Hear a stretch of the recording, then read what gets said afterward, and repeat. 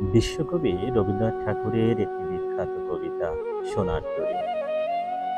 গগনে গরজে মেঘ ঘন ভরসা, কূলে একা বসে আছি নাহি ভরসা। রাশি রাশি ভাড়া ভাড়া, ধান কাটা হলো সারা, ভরা নদী খুরো ধারা খর পরশা। কাটিতে কাটিতে ধান এলো বরষা, একখানি ছোট ক্ষেত আমি একেলা, চারিদিকে বাঁকা জল করিছে খেলা। পরপারে দেখি আঁকা তরু ছায়া মসি মাখা, গ্রামখানি মেঘে ঢাকা প্রভাত বেলা।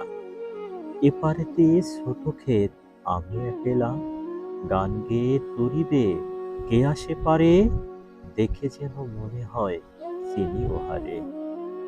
ভরা পালে চলে যায় কোনো দিকে নাহি যায়, ঢেউ গুলি নিরুপায় ভাঙে দুধারে, দেখে যেন মনে হয় চিনি উহারে।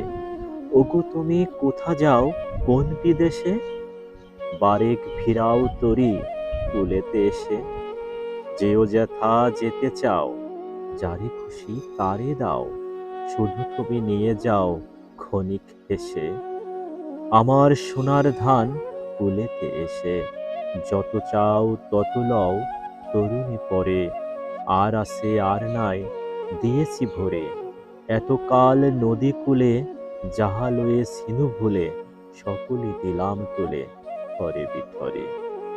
এখন আমারে লহো করুণা করে, ঠাই নাই ঠাই নাই ছোট সে তরী, আমারই সোনার ধানে গিয়েছে ভরি।